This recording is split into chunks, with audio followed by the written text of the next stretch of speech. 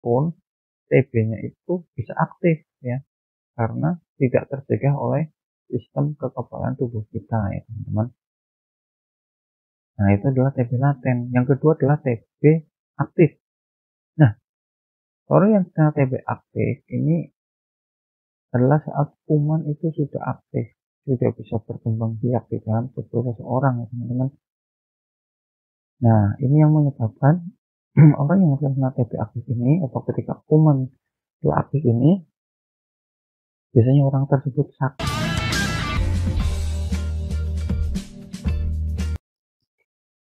Assalamualaikum warahmatullahi wabarakatuh.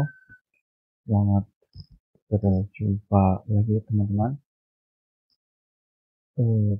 Pada kesempatan kali ini saya akan sedikit sharing ya teman-teman, mengenai beberapa pertanyaan mengenai apa itu TB atau apa itu si TBC ya teman-teman. Baik teman-teman, pada kesempatan kali ini saya akan sedikit mengulas tentang TBC ya teman-teman. Apa sih itu TBC ya teman-teman? Mungkin kalian di sini sedang mencari referensi, atau mungkin kalian itu didiagnosa menderita atau terkena kuman TBC, atau mungkin ada tetangga kalian yang terkena kuman tersebut ya teman-teman. Baik, TB atau kepanjangan dari tuberkulosis adalah penyakit menular yang disebabkan oleh infeksi dan berpotensi serius terutama pada organ paru-paru teman-teman. Jadi TB itu diambil dari nama bakteri yang menyerang tubuh kita ya teman-teman, dan utamanya adalah biasanya menyerang ke paru-paru ya. Untuk gejala-gejala awal biasanya menyerang ke paru-paru.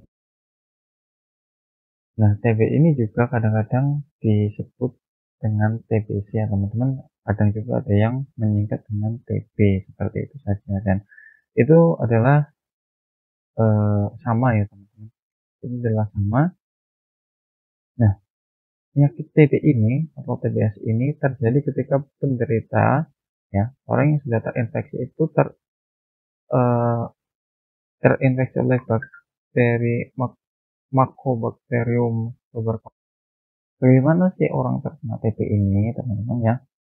Jadi orang terkena TB ini dia itu tertular dari orang yang sudah mengidap TB dulu ya teman-teman. Jadi dia tertular dari orang yang terkena TB. Dan tidak hanya di paru-paru ya teman-teman. Jika TB ini sudah sudah lama, sudah mulai dibiarkan, sudah aktif kali dibiarkan, ini bisa menyebar ke bagian-bagian tubuh yang lain ya teman-teman, seperti ginjal juga bisa terkena TB, kemudian kelenjar getah bening, kemudian ada di laput otak ya teman-teman ya, bisa ke sendi-sendi juga, atau ke tulang juga bisa ya teman-teman, atau bagian-bagian tubuh lainnya. Dan ini biasanya disebut dengan TB ekstrak paru ya teman-teman. Jadi sudah menyebar ya, bukan kumannya sudah bukan lagi di paru-paru, tapi sudah menyebar ke hampir ke seluruh anggota tubuh ya teman-teman. Nah, nanti untuk jenis TB sendiri itu dibagi menjadi dua teman-teman ya. Yang pertama adalah TB laten, yang kedua adalah TB aktif. Nah, TB laten ini adalah ketika seorang terkena kuman TBC, itu sistem imun yang ada di orang tersebut itu bisa mencegah kuman TBC itu menyebar ke seluruh tubuh, atau bisa mencegah aktifnya kuman TBC itu teman-teman. Dan biasanya untuk TBC laten ini tidak memiliki gejala apapun ya. Jadi kita ada kuman TBC tapi kayak tidur gitu teman-teman, nggak aktif. Jadi kayak pasif mungkin ya. Jadi kumannya tidur saja, tapi kumannya masih ada ya. Kumannya masih ada di dalam tubuh kita, dan sewaktu-waktu kita sakit atau sistem imun kita itu turun, TB-nya itu bisa aktif ya, karena tidak tercegah oleh sistem kekebalan tubuh kita ya teman-teman. Nah itu adalah TB laten. Yang kedua adalah TB aktif. Nah, orang yang kena TB aktif ini adalah saat kuman itu sudah aktif, sudah bisa berkembang biak di dalam tubuh seseorang ya teman-teman. Nah, ini yang menyebabkan orang yang kena TB aktif ini atau ketika kuman telah aktif ini, biasanya orang tersebut sakit teman-teman ya. Biasanya mulai gejala-gejala sakit, batuk, ataupun sakit yang lainnya ya teman-teman. Itu adalah sekilas mengenai TB ya teman-teman atau TBC. Nah, untuk gejala-gejalanya nanti akan saya bahas pada video selanjutnya. Saya akan buat video di sini nanti berpotong-potongan saja ya teman-teman, biar dicari di pencarian itu nanti gampang, jadi tidak mendengarkan sampai selesai semuanya, tapi dengarkan per sesi ya teman-teman.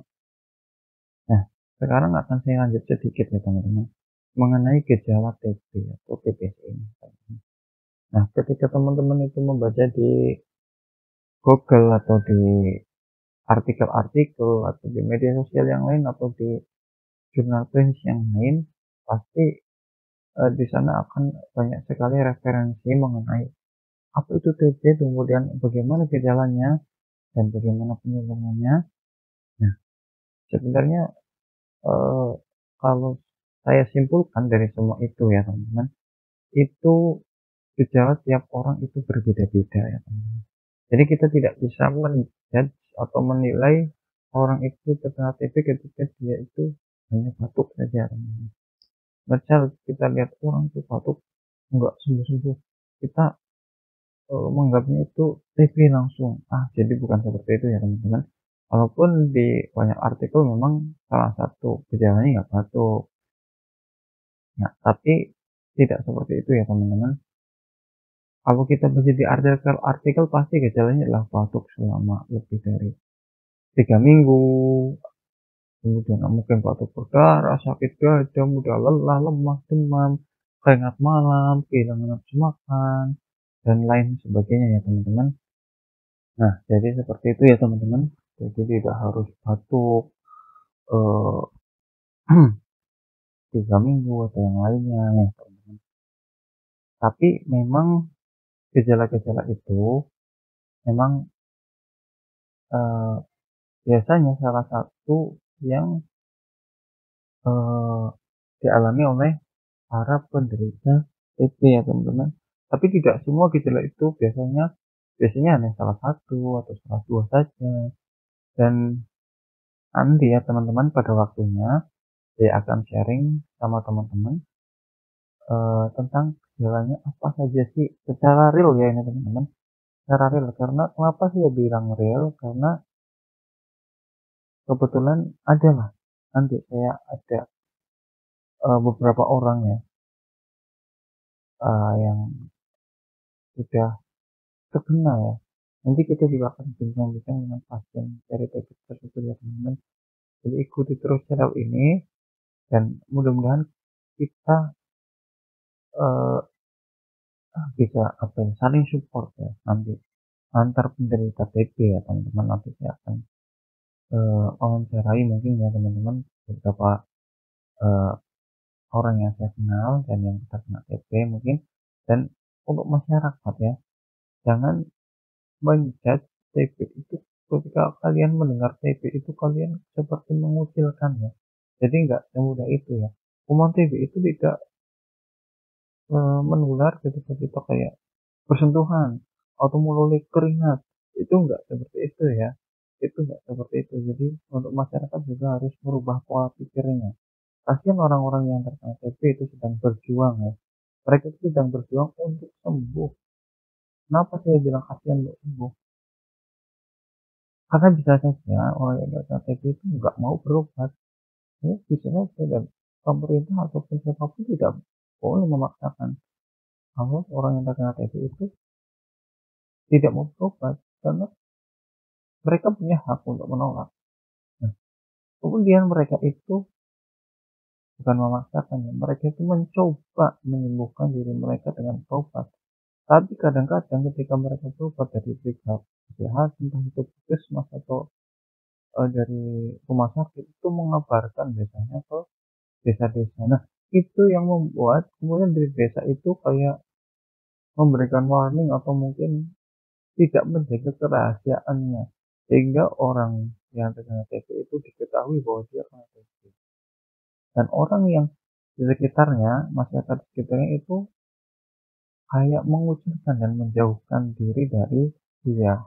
Padahal kuman TB itu nggak bisa menyerang ketika mungkin kita itu sentuhan atau apa, nggak semudah itu ya, ada prosesnya. Dan ini yang harus dipahami dan disadari oleh masyarakat. Dan kita semua juga harusnya seperti itu. Kita dukung mereka, kita support mereka. Dan yang terpenting juga saling menjaga, artinya saling menjaga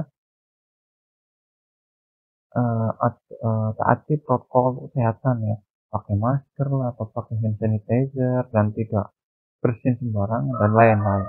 Kita akan bahas itu nanti ya teman-teman. Untuk sekarang kita pengenalan dulu mengenai TB ini sendiri ya, mudah-mudahan bermanfaat dan kurang lebihnya saya mohon maaf. Saya akhiri. Assalamualaikum warahmatullahi wabarakatuh.